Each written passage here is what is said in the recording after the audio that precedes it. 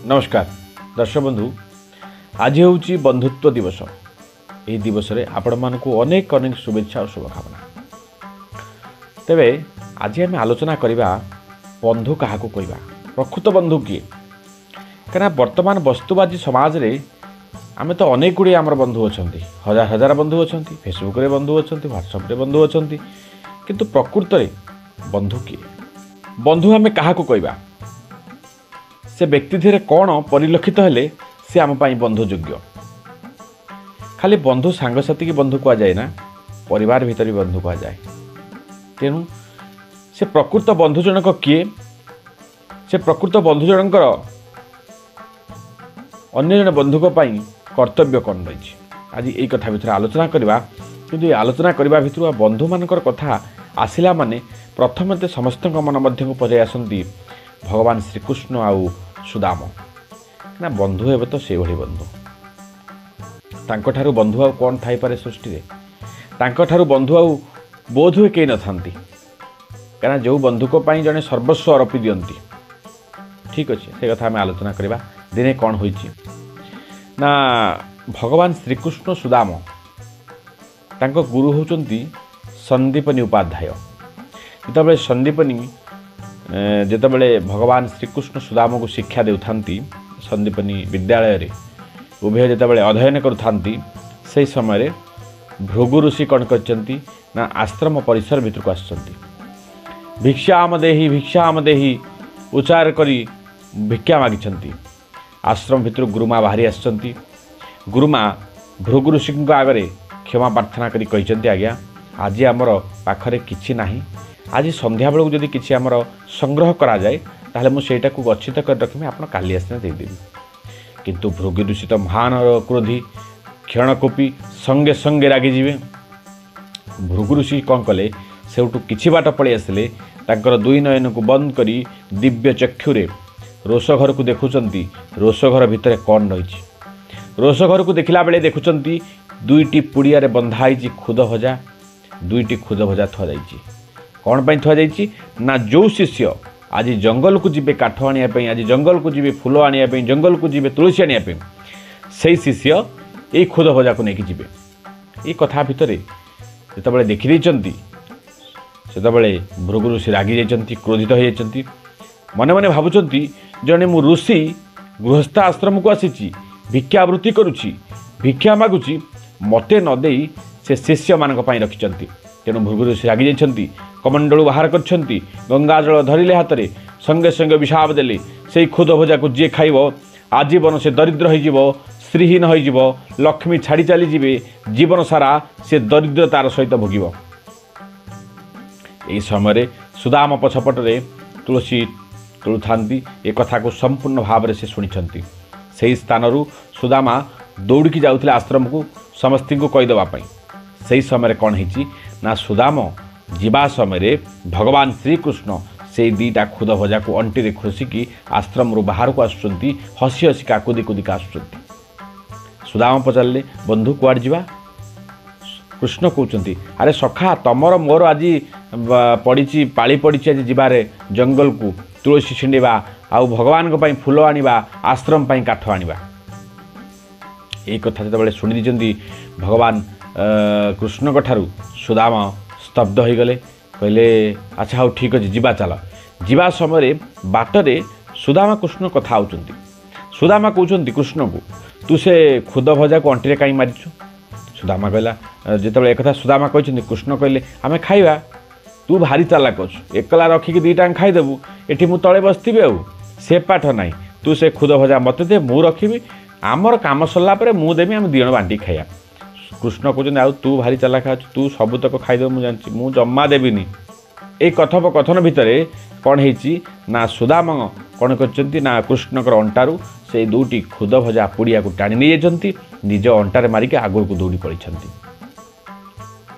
ठीक अच्छे, सुदाम कथा को जिते देखी कृष्ण कहले ठीक अच्छे तू नहीं जा, आम सांग किंतु खाइबा। सुदाम कहते हाँ।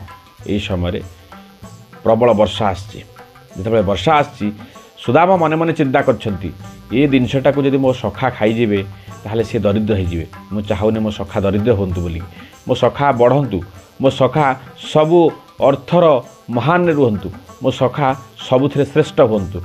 ଇଏ ହେଉଛି ବନ୍ଧୁ ନା, ଇଏ ହେଉଛି ବନ୍ଧୁକୁ ଚିହ୍ନିବାର ଲକ୍ଷ୍ୟ। ବିପଦ ସମୟରେ ଯିଏ ଆମ ହାତ ଧରିଥିବ, ବିପଦ ସମୟରେ ଯିଏ ହାତକୁ ଛାଡ଼ିବେନି, ସିଏ ହେଉଛି ପ୍ରକୃତ ବନ୍ଧୁ। ଇଏ ହେଉଛନ୍ତି ବନ୍ଧୁ। ଇଏ ସୁଦାମା ଏକଥା ଚିନ୍ତା କରି କ'ଣ କରିଛନ୍ତି, ବର୍ଷା ହେବା ସମୟ, ବର୍ଷା ଯେତେବେଳେ ମାଡ଼ି ଆସିଲା, କଳା ଅନ୍ଧକାର ହୋଇ ବର୍ଷା ଚାରିଦିଗ ଘେରିଗଲା। ବର୍ଷା ଜଙ୍ଗଲ ମଧ୍ୟରେ ହେଉଥାଏ, ଗଛର ତଳେ ଭଗବାନ ଶ୍ରୀକୃଷ୍ଣ ରହିଗଲେ ସୁଦାମା ଉପରେ। ସୁଦାମା ଉପରେ ଥିବା ସମୟରେ ସୁଦାମା ମନେ ମନେ ଚିନ୍ତା କରିଛି, ଏଇଟା ହେଉଛି ପ୍ରକୃଷ୍ଟ ସମୟ। ଏହି ସମୟରେ ସଖା ତଳେ ଅଛନ୍ତି, ମୁଁ ଉପରେ ଅଛି। ତେଣୁ ଏହି ସମୟରେ ଯଦି ମୁଁ ସମ୍ପୂର୍ଣ୍ଣ ଖୁଦ ଭଜାକୁ ଖାଇଦିଏ, ଆଉ ସଖା ମୋ ପାଖକୁ ଆସିପାରିବେ ନାହିଁ, ମୁଁ ମୋର ଏଇଠି ସବୁ ଖାଇଦେବି। ଆଉ ଏତିକି ସମୟରେ ସୁଦାମା କ'ଣ କରିଛନ୍ତି, ଗୋଟିଏ ପୁଡ଼ିଆ କାଢ଼ିକି ଖାଉଛନ୍ତି। ତଳୁ ଶ୍ରୀକୃଷ୍ଣ ଅନେଇଦେଲେ, ଆରେ ଇରେ ସୁଦାମା, ତୁମେ ସବୁ ଖାଇଦେଲେଣି, ମୋ ପାଇଁ ଦୁଇଟା ଦିଅ। ତୁମେ ଦୁଇ ଜଣ ବନ୍ଧୁ, ତୁମେ ଖାଦ୍ୟରେ ବି ଅନ୍ତରପାନ୍ତର କରୁଛ। ଇଏ ତଳୁ ଏପଟୁ ଉପରୁ ଡାକୁଛନ୍ତି। ସୁଦାମା କହୁଛନ୍ତି, କ'ଣ ମୁଁ ଖାଇଦେବି ସବୁ, ମୋତେ ଭୋକ କଲାଣି, ମୁଁ ରହିପାରିବିନି। ଦୁଇଟା ଯାକ ପୁଡ଼ିଆ ସବୁ ଖାଇ ଦେଇଛନ୍ତି। ତଳକୁ ଆସିକି ପହଞ୍ଚିଲେ ସୁଦାମା, ଭଗବାନ ଶ୍ରୀକୃଷ୍ଣ ଯେତେବେଳେ ତାଙ୍କ ଉପରେ ପାଟି କରିଛନ୍ତି, ସୁଦାମା କହିଛନ୍ତି, ମୋତେ ବନ୍ଧୁ କ'ଣ କରିବା, ଭୋକ କଲା, ଖାଇଦେଲି ଟିକେ ମୁଁ। ଆଉ ଦୁଇ ଜଣ ବନ୍ଧୁ କାଠ ଧରିକି ଆସିଛନ୍ତି, ରିଟର୍ଣ୍ଣ କରିଛନ୍ତି ଆଶ୍ରମକୁ, ଆସିଛନ୍ତି, ପ୍ରତ୍ୟାବର୍ତ୍ତନ କରିଛନ୍ତି ଆଶ୍ରମକୁ। ଆଶ୍ରମରେ ପହଞ୍ଚି ଯାଇଛନ୍ତି। ସୁଦାମ କିନ୍ତୁ ମନ ଭାରି ତା'ର ଦୁଃଖ। କାହିଁକିନା ସେତେବେଳେ ଯଦି ସେ ଖୁଦ ଭଜାଟିକୁ ସେ ନ ଖାଇଥାନ୍ତେ, ଯଦି ପଦାରେ ବି ପକାଇ ଦେଇଥାନ୍ତେ, ଗଛ ଉଠିଥାନ୍ତା, ସେ ଗଛରେ ବି ଯେଉଁ ଫଳ ଫଳିଥାନ୍ତା ତାକୁ ଯିଏ ଖାଇଥାନ୍ତା, ସିଏ ବି ଦରିଦ୍ର ହେଇଥାନ୍ତା। ମୋ ସଖା ଖାଇଥିଲେ ଦରିଦ୍ର ହେଇଥାନ୍ତେ। କିନ୍ତୁ ସେ କଥା କରିବାକୁ ଦେଇନାହାନ୍ତି। କାହିଁକିନା ସୁଦାମ ଜାଣିଛନ୍ତି, ନିଜର ପଛକେ କ୍ଷତି ହେଇଯାଉ, ସୃଷ୍ଟିର କ୍ଷତି ନ ହେଉ, ନିଜର ମିତ୍ରର କ୍ଷତି ନ ହେଉ। ସୁଦାମ ବଢ଼ି ଯାଇଛନ୍ତି, ଦ୍ୱାରିକାଧୀଶ ହେଇଯାଇଛନ୍ତି ଭଗବାନ ଶ୍ରୀକୃଷ୍ଣ। ସୁଦାମ ଦରିଦ୍ରରେ ରହିଛନ୍ତି। ଯେତେବେଳେ ଦରିଦ୍ରରେ ରହିଛନ୍ତି, ତାଙ୍କ ଘରେ ଯଦି ଗୋଟିଏ ଦିନ ରୋଷେଇ ହୁଏ, ତା 4 ଦିନ ପର୍ଯ୍ୟନ୍ତ ରୋଷେଇ ବନ୍ଦ। କାରଣ ଏତେ ଦରିଦ୍ର ସେ ଥିଲେ। ସେତେବେଳେ ଯେଉଁଦିନ ଏକାଦଶୀ ଆଉ ଦ୍ୱାଦଶୀ ପଡ଼ିଯିବ, ଭଗବାନଙ୍କର ଆଶୀର୍ବାଦ ପାଇବା ପାଇଁ ସୁଦାମ ଭାରି ଖୁସି। ଦିନେ ସ୍ତ୍ରୀ ପଚାରିଲେ, ଆଜ୍ଞା ତୁମେ କାହିଁକି ଏତେ ଖୁସି ଅଛ ଏକାଦଶୀ ଦ୍ୱାଦଶ ପଡ଼ିଗଲେ? ନା ଦେଖ, ଏ ସଂସାର ଭିତରେ ଲୋକମାନେ ଏକାଦଶୀ ଦ୍ୱାଦଶୀ କରନ୍ତି ଧର୍ମ ଅର୍ଜନ ପାଇଁ। ଗୋଟିଏ ଦିନ ଉପବାସ କରିବେ, ଅନ୍ୟ ଦିନ ଫଳ ଆହାର କରି ଉପବାସ ଭାଙ୍ଗିବେ। କିନ୍ତୁ ଦେଖ, ଆମର ପ୍ରତି ଭଗବାନଙ୍କର ଏତେ ଆଶୀର୍ବାଦ ଅଛି, ଆମେ 2 ଦିନ ଯାକ ଉପବାସ ରହୁଛୁ। ଆଠୁ ବଡ଼ କଥା କ'ଣ ହେଇଥାଇପାରେ? ଆଠୁ ଆଶୀର୍ବାଦର କଥା କ'ଣ ହେଇଥାଇପାରେ? ଦର୍ଶକ ବନ୍ଧୁ, ଏଇଠି ଗୋଟେ ଲକ୍ଷ୍ୟ କରନ୍ତୁ, ସୁଦାମ ଭିତରେ ସବୁବେଳେ ଭଲ ଚିନ୍ତା ଥାଏ। ଯେତେ ପରିସ୍ଥିତି ଆସୁନା କାହିଁକି, ସେ ସବୁବେଳେ ସେ ସ୍ତ୍ରୀକି ବୁଝିଦିଏ, ଇଏ ହେଉଛି ଭଗବାନଙ୍କର ଦାନ। ଇଏ ଆମ ପ୍ରତି ଭଗବାନଙ୍କର କିଭଳି ଭାବରେ ଆଶୀର୍ବାଦ ଅଛି, ନଥିଲେ ଆମେ 2 ଦିନ ଏକାଦଶୀ ଦ୍ୱାଦଶୀ କରିପାରନ୍ତେ। এইভଳି କଥା କହି ସୁଦାମ ତା ସ୍ତ୍ରୀକୁ ବୁଝି ଦିଅନ୍ତି। କିନ୍ତୁ ସେ କେବେ ଚାହିଁନାହାନ୍ତି ନିଜ ବନ୍ଧୁର ନଷ୍ଟ ହେଇଯାଉ, କ୍ଷତି ହେଇଯାଉ। ବନ୍ଧୁକୁ କେବେ ସେ ଛୋଟ ମନେ କରିନାହାନ୍ତି, କି ବନ୍ଧୁକୁ କେବେ ସେ ଚାହିଁନାହାନ୍ତି ବନ୍ଧୁର ଗୋଡ଼ ଟାଣିକି ତଳେ ପକାଇ ଦେବା ପାଇଁ। ସେଇଥିପାଇଁ ତ ତାଙ୍କୁ ବନ୍ଧୁ କୁହାଯାଏ। ଦ୍ୱାରିକାଧୀଶ ହେଇଥାଇପାରନ୍ତି ଭଗବାନ ଶ୍ରୀକୃଷ୍ଣ, କିନ୍ତୁ ଇଏ ହେଉଛି ସୁଦାମଙ୍କର ଦାନ। ପରବର୍ତ୍ତୀ ସମୟରେ ସୁଦାମକୁ ଭଗବାନ ସବୁକିଛି ଦେଇଛନ୍ତି, ସେ ଧନୀ ହେଇଛନ୍ତି। କିନ୍ତୁ ଏହା ପଛର କାରଣ କ'ଣ ହୁଏ? ଯଦି ଆମେ ଏଇଠୁ ଲକ୍ଷ୍ୟ କଲେ କ'ଣ ନା, ଯଦି ଆମେ ଦେବା ତାହେଲେ ପାଇଥିବା। ସୁଦାମଙ୍କର ଏହି ନିଷ୍ଠାପରତା ପାଇଁ ଭଗବାନ ତାଙ୍କୁ ଆଶୀର୍ବାଦ କରିଛନ୍ତି, ସିଏ ଆଗକୁ ବଢ଼ିଛନ୍ତି। ଇଏ ହେଉଛି ବନ୍ଧୁ। ସଂସାର ମଧ୍ୟରେ ବି ସେଇଆ, ଯେତେବେଳେ ବିପଦ ମାଡ଼ି ଆସେ, ପାଖରେ କେହି ରୁହନ୍ତି ନାହିଁ, ସମସ୍ତେ ନିଜର ଗୋଟେ ବାହାନାବାଜି କରି ପଡ଼ିଥାନ୍ତି, ସେଇ ଲୋକଟି ଫସିଥାନ୍ତି। ଇଏ କ'ଣ ପ୍ରକୃତ ବନ୍ଧୁ କି ଆଜ୍ଞା? ବନ୍ଧୁ ଯିଏ ସବୁବେଳେ ନିଜ ପାଖରେ ଥାଏ, ଭଲ କଥା କହୁଥାଏ, ବିପଦ ପଡ଼ିଲେ ବି ହାତ ଛାଡ଼େ ନା, ସେ ହେଉଛି ବନ୍ଧୁ। ପରିବାରରେ ପ୍ରତ୍ୟେକ ଲୋକଙ୍କ କଥା ଦେଖନ୍ତୁ, ଯଦି ଆପଣଙ୍କୁ ଆପଣଙ୍କର ଖରାପ ସମୟରେ କେହି ନ ରହୁଛନ୍ତି, ତାହେଲେ ସିଏ ପ୍ରକୃତ ବନ୍ଧୁ ନୁହଁ। ସେଭଳିଆ ବନ୍ଧୁଙ୍କ ଠାରୁ ସମ୍ପର୍କ କାଟିଦେବା ହିଁ ସବୁଠାରୁ ଭଲ। ଯେଉଁ ବନ୍ଧୁ ଆପଣଙ୍କ ସହିତ ରହୁଛନ୍ତି, ଆପଣଙ୍କ କଥା ବୁଝୁଛନ୍ତି, ଭଲରେ ମନ୍ଦରେ ଛିଡ଼ା ହେଇଛନ୍ତି, ସିଏ ନିଃସ୍ୱାର୍ଥପର ବନ୍ଧୁ। ତାଙ୍କର ସ୍ୱାର୍ଥ ଆପଣଙ୍କ ପ୍ରତି କିଛି ନାହିଁ।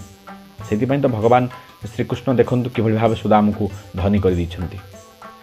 ଇଏ ଆମ ସଂସାରରେ ସ୍ୱାର୍ଥବାଦୀ ସମାଜ, ଏଠି ବସ୍ତୁବାଦୀ ସମାଜ। ଏଠି ସମସ୍ତେ ବସ୍ତୁକୁ ଭଲ ପାଆନ୍ତି, ଏଠି ସମସ୍ତେ ଧନକୁ ଭଲ ପାଆନ୍ତି। ଏଠି କେହି ଚାହାନ୍ତିନି ଜଣେ ଭଲରେ ରହୁ। ଜଣେ ଯଦି ଗୋଟିଏ ଉପରକୁ ଚଢ଼େ, ତା ଗୋଡ଼ ଟାଣିବା ପାଇଁ ସମସ୍ତେ ଥାଆନ୍ତି। ଏଠି ପ୍ରକୃତରେ ବନ୍ଧୁ କେହି ନାହାନ୍ତି। ଏଠି ବନ୍ଧୁ ଥାଆନ୍ତି ଟଙ୍କା ଥିଲେ, ଏଠି ବନ୍ଧୁ ଥାଆନ୍ତି ଗାଡ଼ି ଥିଲେ, ଏଠି ବନ୍ଧୁ ନଥାନ୍ତି କେହି ଆଧ୍ୟାତ୍ମିକ ଦିଗରେ ଅଗ୍ରସର କରିବା ପାଇଁ। ଏଠି ବନ୍ଧୁ ନଥାନ୍ତି ଦେବାଳୟକୁ ଡାକିବା ପାଇଁ।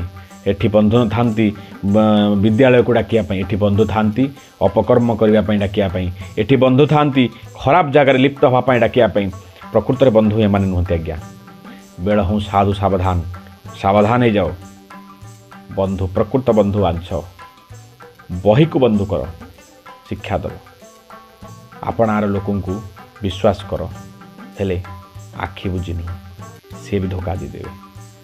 तेज दर्शक बंधु आज कथावस्तु ये रखा कथावस्तु किपर लगे आपण मैंने निहाती मतामत देवे कहीं आपणकर मतामत पाइले आमर उत्साह आग्रह बढ़। रहुची नमस्कार।